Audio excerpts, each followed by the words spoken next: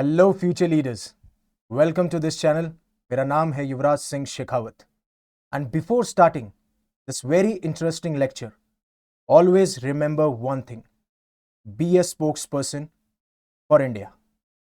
अब कल कुछ तिब्बतन प्रोटेस्टर्स जो कि मेंबर्स हैं तिब्बतन यूथ कांग्रेस के, जो कि एक एनजीओ है, वो पाए जाते हैं चाइनीज एम्बेसी जो कि दिल्ली में लोकेटेड है उसके सामने प्रोटेस्ट करते हुए। अब सबसे खास बात कि वो प्रोटेस्ट कर रहे थे जब वो मार्क और कमेमोरेट कर रहे थे 66 तिब्बतन अपराइजिंग डे। अब मैं इसके बारे में बात करूंगा। अब सबसे बड़ी बात, जब उनको रिकॉर्ड किया गया तब वो कह रहे थे फ्री तिब्बत, और साफ साफ ये कहते हुए नजर आ रहे थे कि किस तरीके से चाइना उनकी आइडेंटिटी को सप्रेस कर रहा है। और उन्होंने ये कहा कि हम ये प्रोटेस्ट इसलिए कर रहे हैं जिस तरीके से चाइना अभी हमें कल्चरली सप्रेस करने की कोशिश कर रहा है, जिसकी वजह से वहां पे कल्चरल जिनोसाइड हो रहा है और हम उसके सामने आवाज उठाना चाहते हैं। बट उसी गहमा गहमी में जो तिब्बतन प्रोटेस्टर्स हैं उनका पुलिस जो ऑफिशियल्स हैं उनके साथ में क्लैश हो जाता है। अब ये हर बार ऐसा करते हैं और बार बार ऐसे प्रोटेस्ट बाहर निकल के आते हैं। अब ये क्यों अलग अलग जगह चुनते हैं, उसके बारे में सबसे बड़ा रीजन ये है कि जिस तरीके से चाइना के अंदर आपको पता है कि वन पार्टी रूल है, यानी कि कम्युनिस्ट रिजीम रूल करती है, और वहां पे फ्रीडम ऑफ स्पीच रेस्ट्रिक्टेड है, जिस तरीके से मीडिया को सेंसरशिप किया जाता है, सेंसर किया जाता है, तो उस चक्कर में ये चीजें बाहर निकल के नहीं आती, इसलिए ये अलग अलग चीजों अलग अलग जगह का यूटिलाइज करते हैं। जैसा कि इन्होंने 75th जब Chinese communist party 75th year का सेलिब्रेशन किया जा रहा था चाइनीज कम्युनिस्ट पार्टी के द्वारा, तब भी इन्होंने ऐसा प्रोटेस्ट किया था और बताया था कि किस तरीके से ह्यूमन राइट्स का वायलेशन हो रहा है चाइना के अंदर, स्पेशली जो तिब्बतन एक ऑटोनोमस रीजन है वहां पे, साथ साथ में जो आपका जिंगजियान प्रोविंस है वहां पे भी युग्यार मुस्लिम्स और बाकी मुस्लिम्स के साथ में कैसा सप्रेशन किया जाता है चाइनीज गवर्नमेंट। जिस तरीके से चाइना अपनी पॉलिसीज को इंप्लीमेंट कर रहा है, जहां पे कल्चरली उन्हें इरेज करने की कोशिश की जा रही है, तो एक टाइम ऐसा आएगा कि हम पूरी तरीके से एक्सटर्मिनेट यानी कि पूरी तरीके से खत्म हो जाएंगे। अब मैं आपको एक वीडियो दिखाना चाहता हूं जो कि एसोसिएटेड प्रेस यानी कि एपी ने रिकॉर्ड किया था जब तिब्बतन प्रोटेस्टर्स चाइनीज एम्बेसी के सामने प्रोटेस्ट कर रहे थे। We're not free. Our brothers and sisters are in Tibet. They have been harmed. They have been killed every day, and self-immolations are happening every day. Free Tibet! Free Tibet! Stop genocide in Tibet! अब ये सारे incident आपने देखे जहां पे बोला कि हम एक फ्री इंडिपेंडेंट कंट्री हैं, हमारे लोगों को हार्म किया जा रहा है, हमारे लोगों को मारा जा रहा है, free Tibet free Tibet free Tibet. और साथ साथ में चाइना ने दलाई लामा को भी स्लैम किया जब उन्होंने ये कहा कि जो नेक्स्ट तिब्बतन बुद्धिज्म का स्पिरिचुअल लीडर आएगा वो एक फ्री वर्ल्ड से आएगा, यानी कि वो चाइना से नहीं आएगा। और वहीं बीजिंग की गवर्नमेंट जो है वो साफ साफ स्लैम करते हुए दलाई लामा को यह कहती है कि जो नेक्स्ट रीइनकारनेशन होगा तिब्बतन बुद्धिज्म के अंदर स्पिरिचुअल लीडर का, वो बीजिंग से होगा और बीजिंग डिसाइड करेगा उस लीडर को। इन चीजों के बारे में बात की जाती है। जब भी दलाई लामा से कोई भी देश के कोई भी डिग्निटरीज या ऑफिशियल्स मिलने आते हैं तो चाइना हमेशा से एंगर हो जाता है, यानी एंग्री हो जाता है। उन्हें लगता है कि अब जो दूसरी कंट्री जब इनसे मिल रही हैं तो कहीं ना कहीं ये चाइना पे अटैक है, क्योंकि चाइना दलाई लामा को एक सेपरेटिस्ट मानती है, यानी कि उनकी कोशिश है कि वो तिब्बत को एक अलग रीजन या एक अलग कंट्री बना लें और चाइना से अलग कर दें। इसकी हिस्ट्री के बारे में भी थोड़ी बात करेंगे, जिस हिसाब से मैं बात करूंगा कि कैसे ये सारी चीजें हो रही हैं, क्यों ऐसा हो रहा है, कैसी चीजें देखने को मिलती हैं। उससे पहले अनअकैडमी आपके लिए लेके आए एक होली ऑफर जिसमें आप फ्लैट 60% ऑफ अवेल कर सकते हैं और 6 मंथ्स का आपको फ्री एक्सटेंशन मिल सकता है। आपको कोड यूज करना है UV50, दैट्स इट। अगर आप किसी भी बैच में एनरोल होते हैं अगस्त 2027, जिसमें मैं साइंस एंड टेक एनवायरमेंट की एनसीईआरटीज को कवर करा चुका हूं फ्रॉम 6 to 12th, और वहां पे मैं इकोनॉमिक्स की एनसीईआरटीज का भी कोर्स ले रहा हूं, जिसमें आप डिस्क्रिप्शन में जाके लिंक में क्लिक करके आप मैक्सिमम डिस्काउंट अवेल कर सकते हैं। आप एक में एनरोल करेंगे तो आप बाकी सारे बैचेस में आपको फ्री एक्सेस मिलेगा। अब देखिए, यह है तिब्बत और यह है चाइना। अब तिब्बत एक ऑटोनोमस रीजन है, यानी कि उनके पास में एक बोल सकते हैं उनको पावर दी गई है कि वो अपने आप को सेल्फ गवर्न कर सकते हैं। कोई भी पॉलिटिकल मुद्दा हो, इकोनॉमिक मुद्दा हो, कल्चरल मुद्दा हो, उस पर वो अपना जैसे भी उन्हें रूल करना है, सेल्फ गवर्न करना है, वो कर सकते हैं।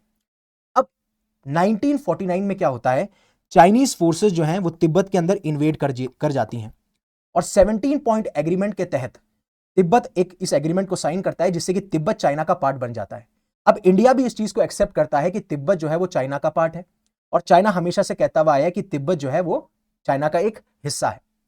लेकिन जिस तरीके से दलाई लामा कहते हैं कि इन्हें ब्रूटली सप्रेस किया गया था और फोर्सफुली ये एग्रीमेंट साइन किया गया था, तो इस चीज को मैं मानता नहीं हूं।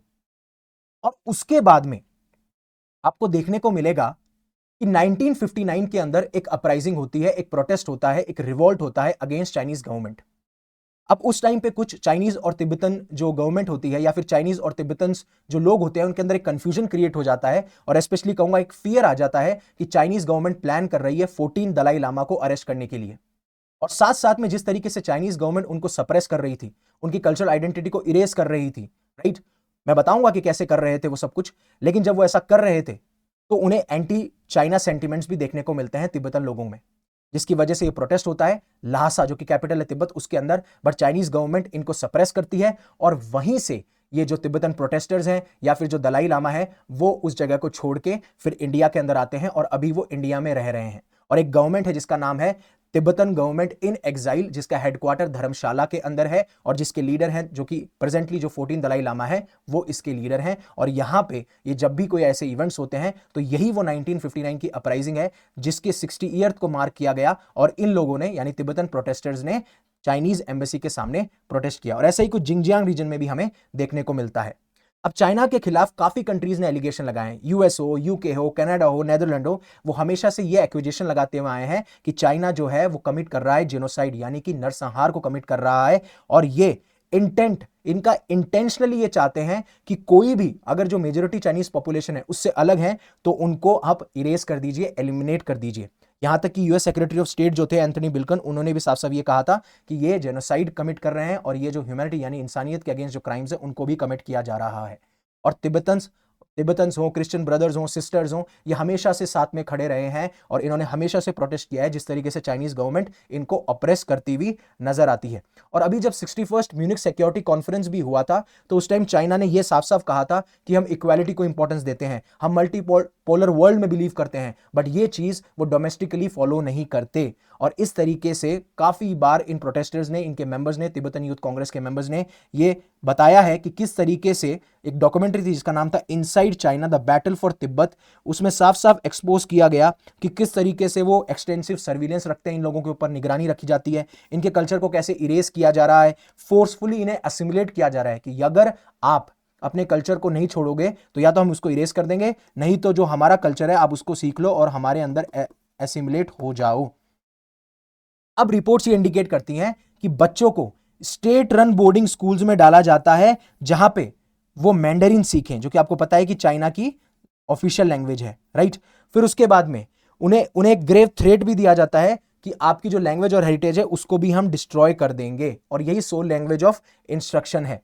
जो मोनास्ट्रीज वहां की तिब्बतन और स्पिरिचुअल और कल्चरल लाइफ को इंडिकेट करती है उसको आपको स्ट्रिक्ट स्टेट कंट्रोल के अंदर रखा जाता है, ठीक है। अगर पीसफुल प्रोटेस्ट किए जा रहे हैं तो उनको बहुत ज्यादा ब्रूटली सप्रेस किया जाता है।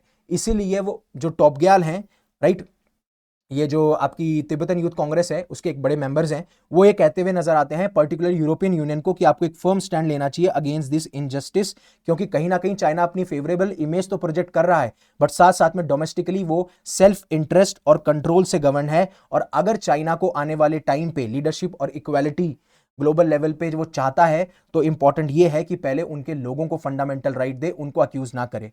अब तिब्बतन्स जो हैं, कहा यह जाता है कि तिब्बतन्स जो है उनको परसिक्यूट किया जाता है सिंपली अगर वो अपनी कल्चरल आइडेंटिटी को प्रिजर्व करना चाहते हैं, तो उनको जेल्ड और टॉर्चर किया जा सकता है अगर वो दलाई लामा का बर्थडे सेलिब्रेट करते हैं तो। इवन बहुत सारे रेस्ट्रिक्शन फेस किए जाते हैं जब वो अपने रिलीजन को प्रैक्टिस कर रहे हो, कहीं वो ट्रैवल कर रहे हो या फिर वो फ्रीली अपने ओपिनियंस को एक्सप्रेस कर रहे हो।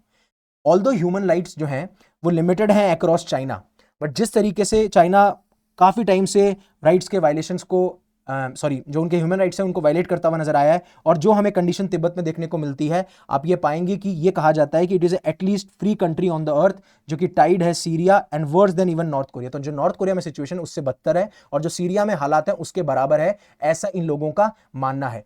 अब जब दलाई लामा ने एक बुक लॉन्च करी वॉइस फॉर द वॉइसलेस, उसमें यह कहा कि जो नेक्स्ट जो तिब्बतन बुद्धिज्म का स्पिरिचुअल लीडर आने वाला है वो फ्री वर्ल्ड से आएगा, ना कि चाइना से। तो चाइना ने साफ साफ ये कंडेम्ड कहा है, जिस तरीके से दलाई लामा ने बोला कि उनका सक्सेसर आउटसाइड चाइना नहीं होगा, ये चाइना की जो अथॉरिटी है, जो एडमिनिस्ट्रेशन है, वो डिसाइड करेगा कि तिब्बतन बुद्धिज्म का नेक्स्ट स्पिरिचुअल लीडर यानी नेक्स्ट सक्सेसर कौन होने वाला है, और इन्हें चाइनीज रेगुलेशंस मानने चाहिए। और ये साफ साफ कहते हुए नजर आए हैं कि चाइनीज अथॉरिटीज क्लेम करती हैं कि सेंट्रल गवर्नमेंट के पास में सिर्फ अथॉरिटी है कि दलाई लामा का रीइंकार्नेशन कौन होने वाला है। और साफ साफ मैंने बताया कि जो एक्साइल मतलब जो आपके ये दलाई लामा है, जो कि पॉलिटिकल एक्साइल है 1959 की अपराइजिंग के बाद में जब ये आ गए थे इंडिया के अंदर, इन्हें सेपरेटिस्ट एक्टिविटीज में इन्वॉल्व करने के तहत बोलते हैं कि ये सेपरेटिस्ट हैं।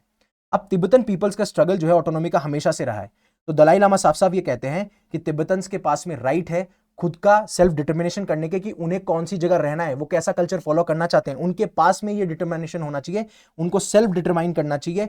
और ये जो आप ऑपरेशन कर रहे हो, ये जो हमारी एस्पिरेशन है, उसको कभी खत्म नहीं कर सकता। और अगर जो भी सोसाइटी में अगर लोग अनहैप्पी रहेंगे, और जो लोग उस अनहैप्पीनेस के पीछे रीजन है, कभी भी वहां पे स्टेबल सोसाइटीज नहीं हो सकती। तो ये कहना था उनका। तो आपको समझ में आया होगा जिस तरीके से मैंने बात करी कि क्यों तिब्बतन प्रोटेस्टर्स और जो मेंबर्स हैं तिब्बतन यूथ कांग्रेस के, वो चाइनीज एम्बेसी के सामने प्रोटेस्ट कर रहे थे। जिस तरीके से चाइना उनको सप्रेस करता है, चाइना उसकी ह्यूमन राइट्स का वायलेशन करता है, और जिस तरीके से चाइना उनकी कल्चरल आइडेंटिटी को इरेज करना चाहता है, उसकी वजह से वो प्रोटेस्ट कर रहे थे। और कैसे दलाई लामा ने जब ये बोला कि जो तिब्बतन बुद्धिज्म के स्पिरिचुअल लीडर हैं वो फ्री वर्ल्ड में आएंगे, तो चाइना की तरफ से क्या जवाब आता है, वैसा हम सब ने देखा है। और मैं आपको बता चुका हूं कि ये लंबे टाइम से प्रोटेस्ट चले आ रहे हैं। क्यों 1959 तिब्बतन अपराइजिंग डे क्या है, 75th जो चाइना का कम्युनिस्ट पार्टी का रूल है, उन्होंने 75th ईयर बनाया, तो उस टाइम पे कैसे प्रोटेस्ट किए और ये प्रोटेस्ट क्यों होते हैं, उन सब के बारे में बताया। और कैसे चाइना कल्चरल आइडेंटिटी यानी कि कल्चरल जेनोसाइड कर रहा है तिब्बत के अंदर। होपफुली आपको ये लेक्चर पसंद आया होगा। अगर लेक्चर पसंद आया तो प्लीज लाइक दिस सेशन। अगर आपकी लाइफ में वैल्यू ऐड कर रहा है, तो आप इस लेक्चर को किसी और के लाइफ में वैल्यू ऐड करना चाहते हैं तो उसे शेयर कीजिए, और इस चैनल को सब्सक्राइब कीजिए। Again thank you very much for giving me your precious time. Stay safe, stay happy, शब खैर।